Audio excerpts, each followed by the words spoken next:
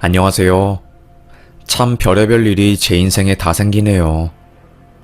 아마도 저처럼 엄청난 일을 겪은 분은 거의 없을 거라고 생각이 듭니다. 70년생 개띠고요. 어렵게 살아왔어요.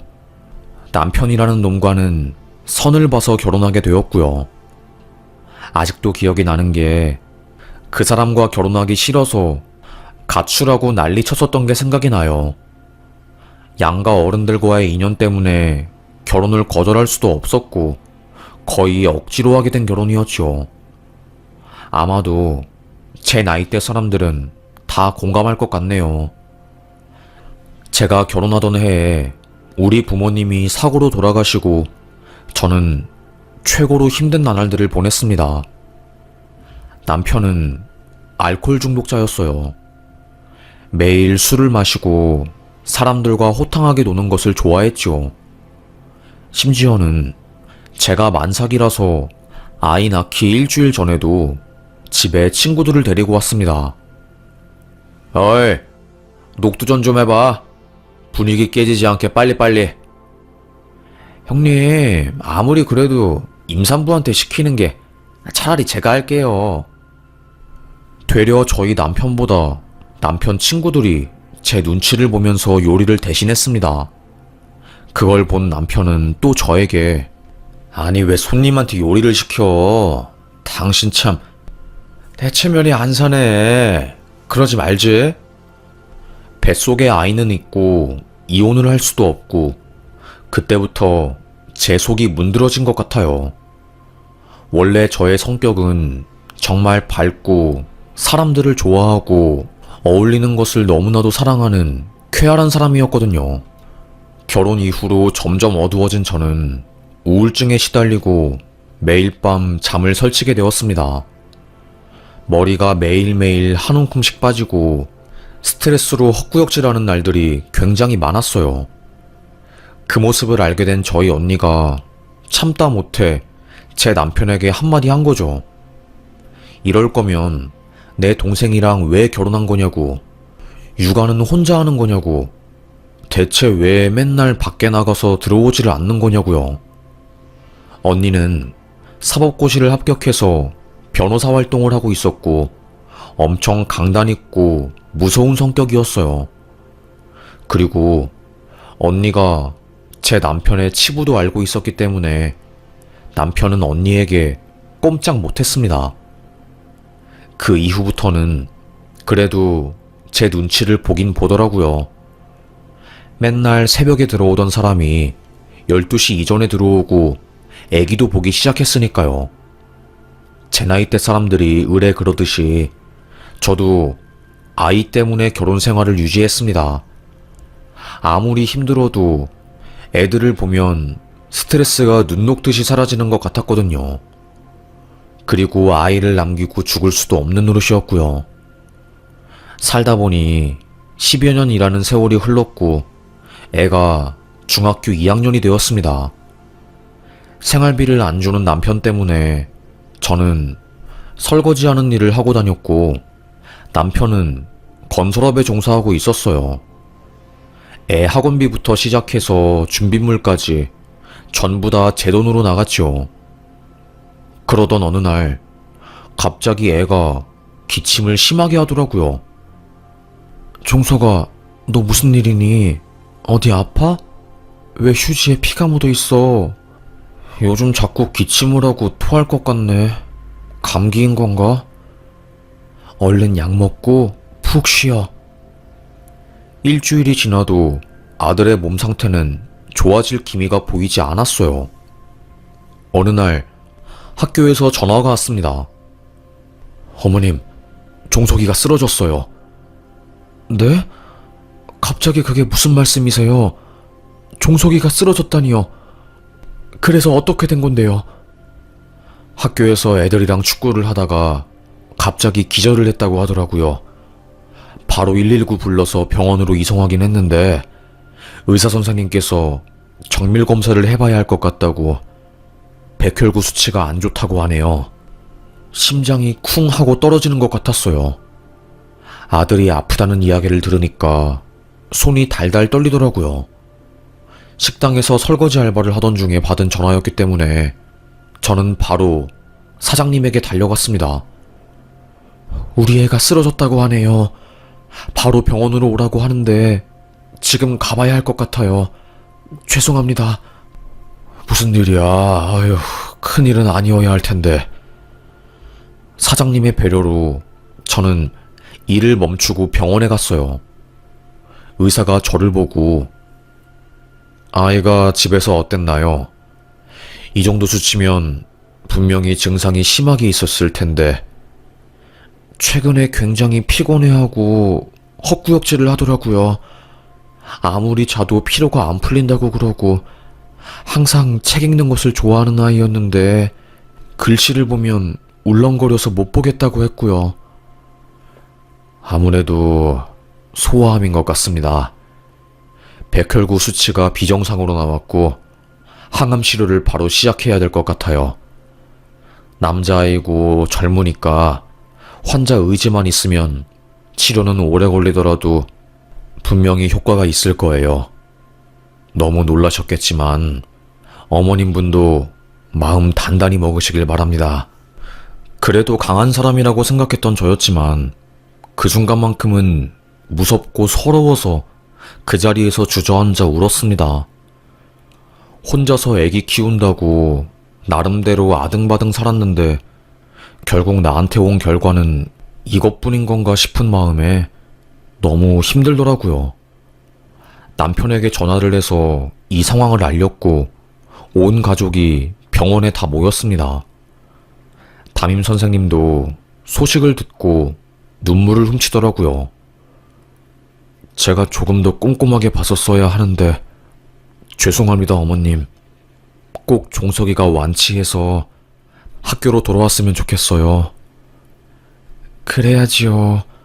종석이 꼭 완치할 수 있도록 제가 노력할 겁니다. 가슴이 뜨거울 정도로 활활 타오르는 의지를 보였습니다.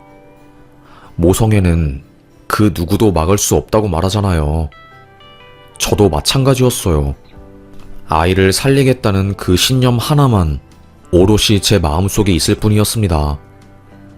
도통 눈물을 안 보이는 남편도 아이의 병을 듣고는 눈물을 쏟아내더군요. 여보, 미안해. 아무래도 나 때문에 애가 아픈 것 같아. 그동안 나는 너무 이기적으로 살아왔던 것 같네. 정말 미안해. 눈물을 하염없이 흘리는 남편을 보니 기분이 이상했습니다. 그렇게 저희 가족은 아들 살리기에 돌입을 하였고요. 저는 하던 일을 그만두고 본격적인 간병을 시작했습니다. 남편에게 생활비와 병원비를 내라고 했어요. 그런데 웃긴 게 뭔지 아세요? 돈 이야기 앞에서 눈이 싹 돌아가더라고요. 병원비가 한두 푼도 아니고 이걸 어떻게 하면 좋냐? 한숨을 푹 쉬면서 저에게 줄 돈이 없다고 말하는 겁니다. 어이없는 저는 애는 나 혼자 키워? 애가 암에 걸려서 사경을 헤매는데 아빠라는 작자가 병원비 없다고 발뺌하면 나보고 어쩌라는 거야? 참을 수 없었던 저는 소리를 질렀어요.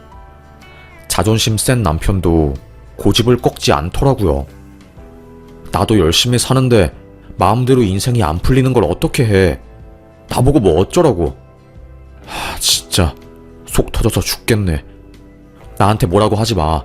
진짜 지긋지긋하니까. 욕을 막 한 뒤로 병원에 오지 않았습니다. 아들은 알고 있었어요.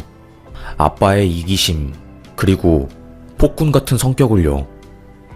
눈치를 챈 아들이 저에게 그러더라고요. 엄마, 마음 쓰지 마. 난 이미 내 마음속에서 아빠라는 존재는 지운 지 오래야. 그러니까 아빠한테 더 이상 뭐 바라지도 마. 나도 아빠한테 바라는 거 없으니까. 성숙했던 제 아들은 꽤나 속이 깊었어요. 아픈 와중에도 엄마를 위로해주는 아이였으니까요. 꼬박 3년이라는 시간이 걸렸습니다. 항암 치료를 하고 암세포가 전부 없어지는 데 걸리기까지요. 그동안 울고 웃고 정말 많은 일이 있었네요. 아이 병원비 대느라 저는 제 명의로 1억 가까이 돈을 대출했고요. 웃긴 건 뭔지 아세요? 남편은 아이 때문에 힘들다고 집도 잘 안 들어왔어요. 속상해서 술 마신다는 핑계로요. 아이를 위해서 하는 것은 아무것도 없는데 생색은 굉장히 심하게 내는 그야말로 너무나도 별로인 남자였답니다. 너무 힘든 저는 시댁에 손을 뻗어보았어요. 어머님, 종석이가 아파서 이번 달 병원비로 1200만 원이 들어가는데 이 돈을 제가 혼자 감당하기 너무 힘들어서요. 좀 지원해 주시면 안 될까요? 우리도 먹고 살기 힘들어서 그 큰 돈이 어디서 갑자기 나겠니? 시댁은 잘 살았거든요. 땅도 몇만 평에 건물도 있는 집이었는데 자기 아들 제외하고는 전부 남이라고 생각하는 사람들이었습니다. 그래서 손자가 아픈데도 돈 한 푼 안 보태주는 오직 아들에게만 도움을 주는 사람들이었어요. 그렇게 저는 마음속에 상처가 쌓여갔고 남편에게 점점 학을 떼게 되었습니다. 아들이 20살만 되면 기필코 반드시 이혼을 하리라 마음을 먹었고요. 완치 판정을 받은 아들은 다시 학교에 들어가게 되었고 조심스러운 일상생활을 시작하게 되었어요. 그런데 화가 나더라고요. 아이는 규칙적인 생활을 꼭 해야 하고 면역력 때문에 수건부터 시작해서 식단도 다 조심해야 하는 상황이었거든요. 그런데 애 아빠는 항상 그걸 무시하고 살았습니다.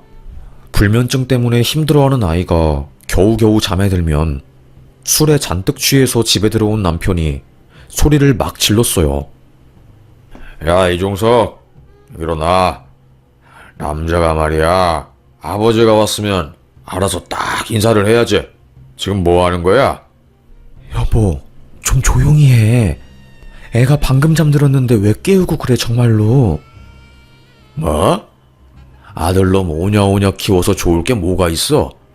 다 필요 없고 당장 바로 나오라고 해. 술병을 던지고 술에 취해서 꼬장을 부리고 난리도 아니었네요. 애 전용으로 써야 하는 수건에 발을 닦는 것은 물론이고요. 결국 저는 남편에게 선언했습니다. 이혼하자. 이혼하자고. 이렇게는 못 살겠다. 나 정말로 많이 참았거든? 어디까지 참아야 하는지 모르겠어. 이 정도면 된 것 같다. 남편은 얼빠진 표정을 짓더라고요. 저는 이혼 선언 이후부터 제 멋대로 살았습니다. 그동안 남편 때문에 가지 못한 초등학교, 중학교 동창회도 오랜만에 나갔고요. 애 간병하느라 한 번도 이쁜 옷을 사입지 못했는데 저도 여자로서 살고 싶은 마음에 옷을 사입기 시작했어요. 그러다 보니까 남편이 저에게 의처증이 생기더라고요. 네 남자 생겨서 지금 나한테 이혼하자고 하는 거냐? 어이가 없었던 저는 난 떳떳한데? 모임 가는데 당신도 데리고 갈 수 있을 정도야. 그러니까 함부로 넘겨짚지 마. 남편은 진짜로 제 모임에 따라왔습니다. 중학교 모임에요.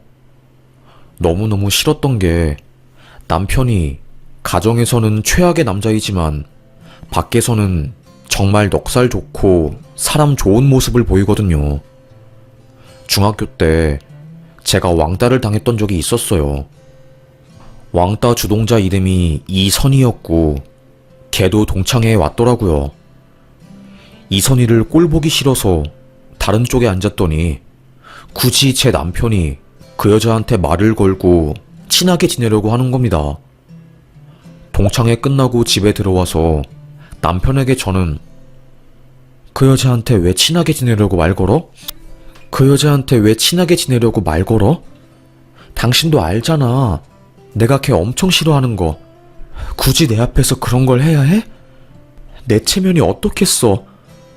애들이 나 왕따 당했던 거 다 알고 있는데 진짜 화나게, 어?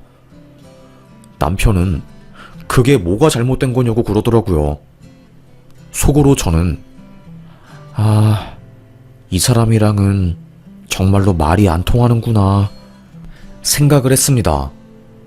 애도 아빠 때문에 힘들어하고 저도 남편 때문에 속을 너무 많이 썩혀서 더 이상 질질 끌지 말아야겠다 생각을 했어요. 그래서 이혼 변호사를 찾아가서 상담을 받고 변호사 선임을 고려하고 있었죠. 그러다가 사건이 발생한 겁니다. 집으로 대출 이자금 관련한 통지서가 하나 날아왔어요. 이게 뭐야? 나 몰래 언제 대출을 한 거야? 우편물을 뜯어보니까 제1금융권에서 5억, 2금융권에서 집을 담보로 6억, 그리고 사채까지 해서 총 13억을 대출한 거였습니다. 저 몰래 이자를 내다가 제가 우연히 그 통지서를 보게 된 거고요. 너무 놀랐어요. 사람이 놀라면 사고가 아예 정지가 되더라고요. 뭐라고 말을 해야 할지. 한참을 멍하게 앉아있다가 시계를 보니까 2시간이 지나 있더라고요. 남편이 올 때까지 가만히 기다렸습니다. 그리고 밤 11시가 지나서 술에 취한 남편놈이 집에 들어왔더군요. 싸늘하게 거실에 앉아 있었어요. 배고파. 나 속 아프니까 뜨거운 국물 좀 줘봐. 저는 바로 냉장고에 있는 차가운 콩나물국을 꺼내서 식탁에 놓았습니다. 네가 데펴 먹어. 그리고 밥 다 처먹었으면 거실로 와. 뭐라고? 지금 나랑 장난해? 네가 차려 먹어? 뭔 말 같지도 않은 소리를 하고 있어? 당신 술 마셨어?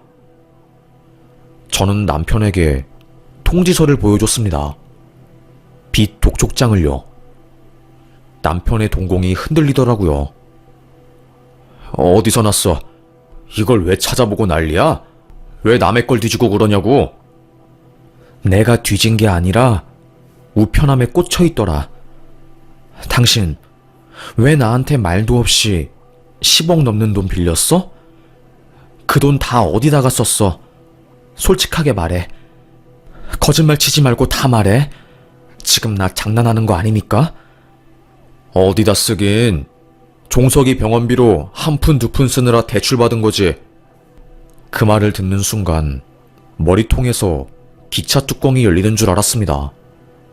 아들 병원비 내느라 제가 빚 1억을 지게 되었고 간병부터 시작해서 돈 드는 모든 것을 제가 감당했는데 이제 와서 아들 병원비 때문에 돈을 빌렸다는 게 너무 기가 막히더라고요.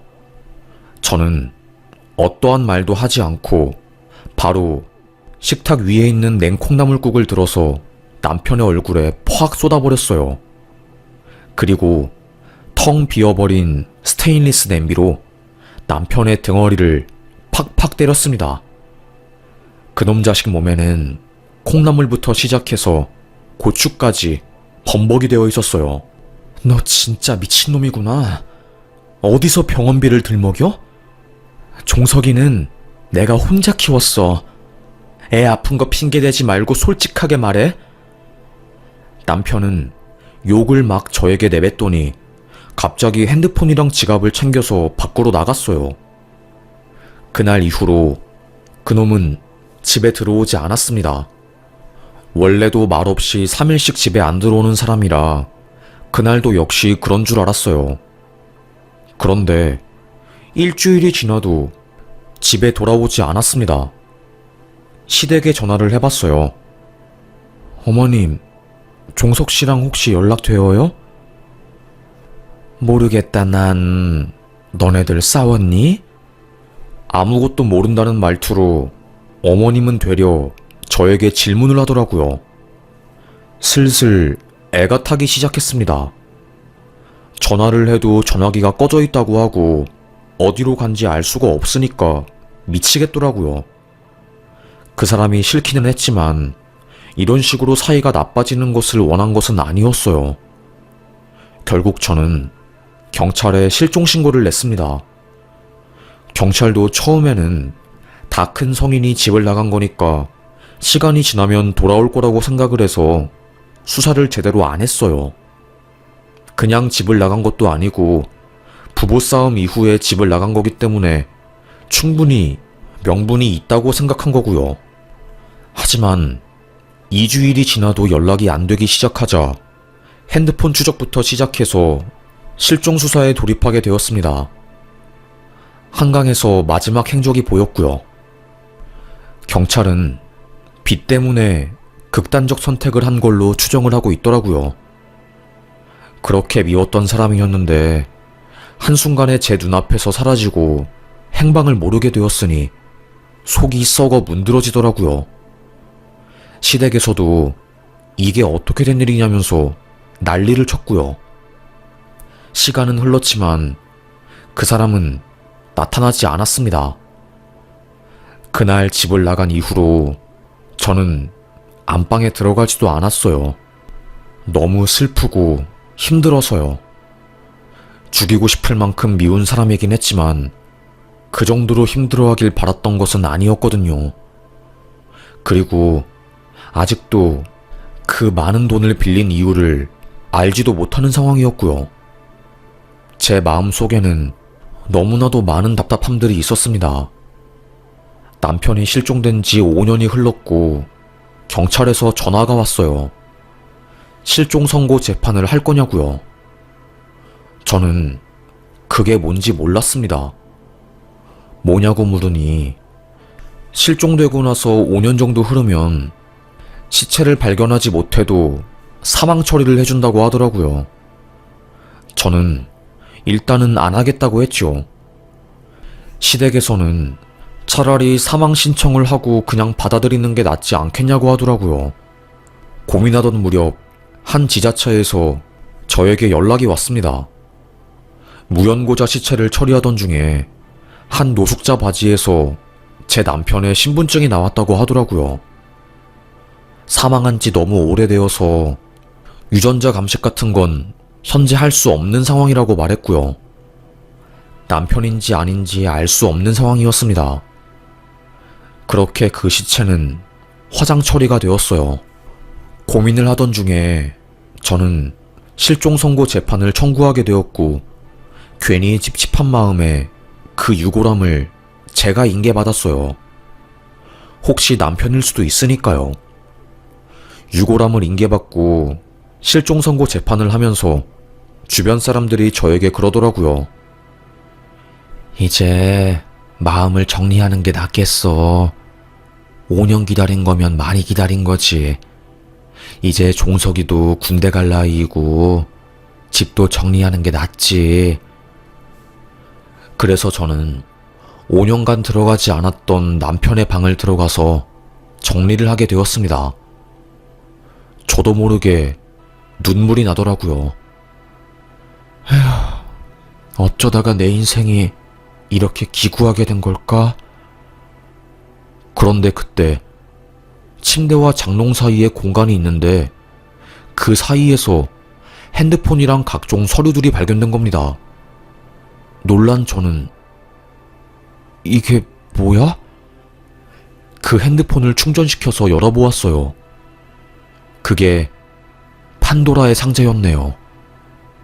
핸드폰에 깔려 있었던 메시지함을 본 순간 기함을 질렀습니다. 유부남 유부녀들의 은밀한 만남이라는 동아리에 가입해 있었던 겁니다. 남편놈은 거기서 활동도 꽤 활발히 했나봐요. 그러니까 그놈 자식이 저와 저희 아들이 병원에서 고군분투하고 있을 때 집으로 여자애들을 초대해서 즐기고 난리를 쳤던 거였어요. 그것도 유부녀들을요. 그 핸드폰이 다른 사람 명의로 개통을 해서 철저하게 저에게 숨긴 거였어요. 온몸에 소름이 돋더라고요. 게다가 더 열받은 건 뭔지 아세요? 남편과 제가 제 중학교 동창회에 함께 갔었잖아요. 그때 제가 너무너무 싫어하는 저를 왕따시킨 이선이랑 막 친하게 말하고 그랬다고 했잖아요. 그 이선이랑도 잠자리를 했었더라고요. 남편이 이선이의 연락처를 물어봤고 저 몰래 둘이서 그렇고 그런 사이로 발전한 거였어요. 끝까지 저를 괴롭히지 못해 안달난 놈이었네요. 그 문자와 흔적들을 전부 본 순간 참을 수 없는 분노가 올라왔습니다. 그동안은 불쌍하고 측은지심에 널 용서해주려고 했는데 정말 못 참겠다. 어디서 죽든 말든 네가 알아서 해. 이제 내 인생에서 네 같은 놈은 지워버릴 거니까. 저는 남편으로 추정되는 무연고자의 유골함을 들고 시댁에 찾아갔어요. 남편과는 이제 끝이니까 이 유골함 어머님이 버리든가 모시든가 알아서 하라고요. 거의 6년 만에 찾아간 시댁이었습니다. 아들과 함께 갔어요. 아들이 먼저 시댁 대문을 열었어요. 시골집이라서 그런지 대문이 잠겨있지 않더라고요.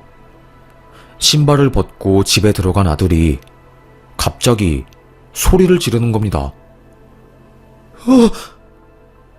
아들 무슨 일이야? 깜짝 놀란 제가 시댁으로 들어간 순간 못 볼 걸 보고 말았네요. 죽은 줄 알았던 남편이, 실종된 줄 알았던 남편이 떡하니 거실에서 시모와 함께 밥을 먹고 있었던 겁니다. 두 눈을 의심했어요. 내가 본 게 맞나 싶었습니다. 결국 참다 못해 화가 난 아들은 손에 들고 있던 유골함을 거실에 팍 던지면서 깨트렸어요. 아버지, 지금 여기서 뭐 하시는 거예요? 대체 뭐 하는 거냐고요? 어디까지가 진실이고 거짓인 거예요? 실종된 사람이 왜 할머니네 집에 떡하니 있냐고요? 너무 화가 난 아들은 물건을 집어던지고 아빠 멱을 잡고 난리도 아니었어요. 시모는 펑펑 울면서 내가 다 설명하겠다고 하면서 아들을 뜯어말렸지만 종석이는 분노를 참지 못했습니다. 남편의 멱살을 잡고 개 패듯이 팼어요. 정말로요. 왜냐하면 제 아들은 제가 얼마나 고생한지 잘 알았거든요. 전단지도 돌리고 사람 찾는다고 장대비가 내리는 날 비를 맞으면서 오들오들 떨며 난리를 쳤으니까요. 그런 사람이 아주 떡하니 시댁에 있으니 고삐가 풀릴만 하죠. 입안이 다 터져서 피를 내뱉는 남편이 말을 꺼내더라고요. 내가 다 설명할게. 저는 신발을 남편의 얼굴에 던지며 말했습니다. 네가 하는 말을 내가 어떻게 믿니? 구렁이 같은 놈의 말을? 다 필요 없고 앞으로 하고 싶은 말 있으면 수사관 통해서 말하는 걸로 하고 넌 이제 끝이다 진짜. 정신 나간 놈. 남편에게 욕을 내뱉고 아들 손을 잡고 시댁을 나왔어요. 그리고 바로 경찰에 신고했습니다. 실종된 놈이 멀쩡히 살아있다고요. 접수를 받은 경찰관이 시댁으로 출동해서 남편을 조사했지요. 그러던 중에 형사가 수상한 것을 알아냈나봐요. 제가 실종선고 소송 진행 중이었잖아요. 알고 보니 남편 앞으로 생명보험이 들어있었습니다. 사망할 시에 보험금으로 수억이 나오는 상황이었어요. 그리고 그 보험금 수령자가 제가 아니라 시어머님이었더라고요. 그제서야 조금씩 퍼즐이 맞추어지는 것 같았습니다. 알고 보니까 실종 선고로 사망 판정을 받으면 보험사에서는 보험금을 수령자에게 주게 되어 있다고 하더라고요. 요즘은 이게 악용이 엄청 많이 된다고 하더라고요. 5년만 없는 사람으로 살면 돈을 벌 수 있으니까요. 온몸에 소름이 끼쳤습니다. 결국 남편은 사기 관련으로 구속 수사를 받게 되었고, 수사를 통해서 그동안의 소름 끼치는 정체가 밝혀지게 되었네요.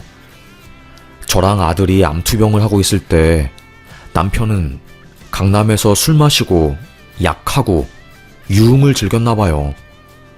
그러면서 유부남 유부녀 만남을 알게 되었고 아주 더럽게 논 거였고요.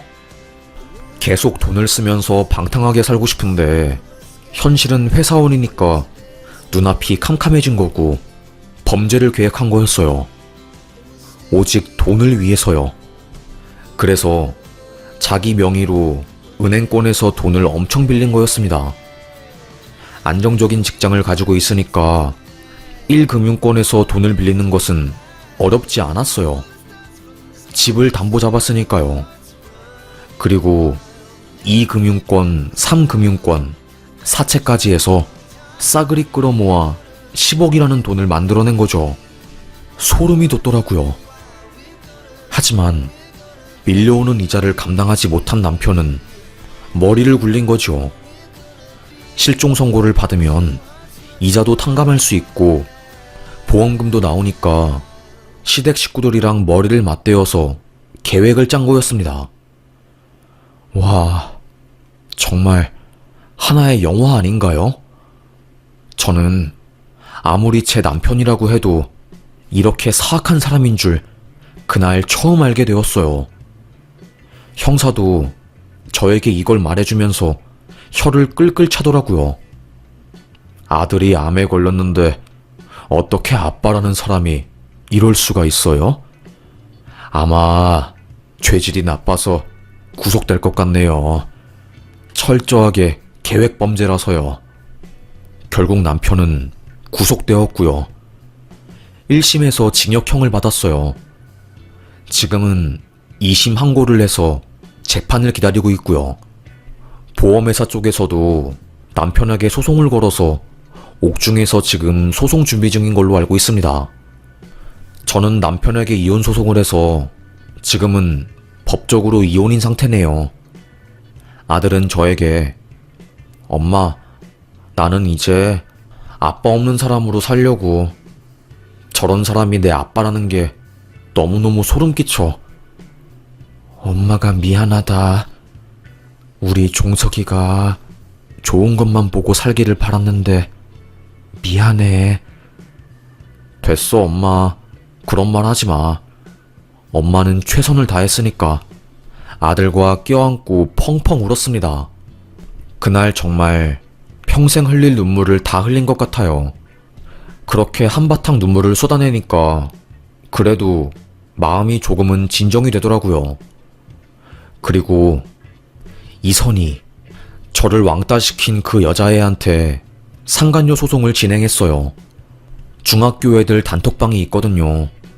거기다가 말했죠. 이선이, 너는 옛날 버릇 못 고치는구나. 내 남자친구가 잘생겼다고, 그게 질투가 난다고 날 왕따시키고 나에 대한 헛소문을 내더니 결국에는 내 남편도 꼬시네? 평생 비밀로 가지고 갈 줄 알았지? 어림도 없어. 손바닥으로 하늘을 가리려고? 다 필요 없고 법의 심판을 받으러 가자. 바로 이선희 걔는 단톡방을 나갔더라고요. 애들 사이에서 무슨 일이냐고 난리가 났고 저는 한치의 거짓말도 없이 솔직하게 모든 것을 말해주었습니다. 제 남편과 이선희가 그렇고 그런 사이라는 것을요. 그러자 저 말고도 다른 피해자들이 한두 명씩 나오기 시작했어요. 그리고 그날 저는 애들에게 사과를 받았습니다. 이선희 말만 듣고 너를 왕따시켰는데 너무나도 미안하다면서요. 이상하게 사과를 들으니까 바보처럼 눈물이 나고 가슴속에 쌓인 한 같은 게 전부 싹 풀리는 느낌이 들더라고요. 이렇게 간단하게 사과 한마디이면 내 마음속의 상처가 해결되었을 텐데 나는 그동안 너무나도 오랜 시간 동안 고통받았구나 싶었습니다. 서러웠어요. 인생이 뭐라고 이렇게 힘든 건지. 결국 언니한테도 제가 겪은 모든 것을 말해주었고, 변호사인 언니가 사건을 함께 도와주면서 저는 주변 사람들의 도움을 받았습니다. 그동안 남들에게 민폐 끼치기 싫어서 힘든 일이 있어도 저 혼자 끙끙 앓면서 해결하려고 했는데 너무 힘드니까 그게 안 되더라고요. 이 사건을 계기로 다른 사람들에게 마음을 의지하는 법을 배웠고, 힘든 일이 있어도 극복을 하고 일어서는 방법을 알게 되었습니다. 참 힘들고 쉽지 않은 인생이지만 버티고 버티다 보면 결국 상처는 잊힌다는 것을 깨달았네요. 워낙에 옛날 시절에 어른들의 강요로 원치 않는 결혼을 하게 된 게 제 인생을 평생 괴롭혔습니다. 아마도 저랑 비슷한 개띠분들은 이런 일들을 겪은 분이 있을 것 같아요. 저 혼자만의 이야기가 아니란 것을 알기에 저의 사연을 공유하고 싶었고, 이 이야기를 들으면서 조금이라도 위로가 되기를 바라겠습니다. 제 아들은 군대를 갔다 오고 지금은 번듯하게 직장을 자리 잡고 잘 살고 있네요. 엄마 혼자 키운 거랑 마찬가지인데 구김살 없이 잘 커주어서 얼마나 고마운지 모르겠습니다. 아들을 위해서라도 더 이상은 힘들어하지 않고 잘 살아보려고요. 나이만 많이 먹었지 마음은 아직도 어린가 봐요. 여리디 여린 저는 오늘도 어른이 되고자 공부하고 또 열심히 살아보려고 합니다. 여러분도 힘든 일이 있어도 인생을 놓지 않았으면 좋겠어요. 결국에 버티고 살다 보면 힘든 일들은 지나가더라고요. 그리고 영원한 상처도 없더라고요. 얼마 전에 법원에서 우편물이 하나 날아와서 심란한 마음에 고민을 하다가 저의 이야기를 함께 나누고 싶어서 이렇게 글을 쓰게 되었습니다. 그럼 저의 이야기를 이렇게 끝까지 들어주셔서 정말로 감사합니다. 오늘 날이 추우니 다들 옷 따뜻하게 입으시길 바라겠습니다. 모두들 감기 조심하시고 환절기이니까 몸 잘 챙기시길 바랄게요. 감사합니다.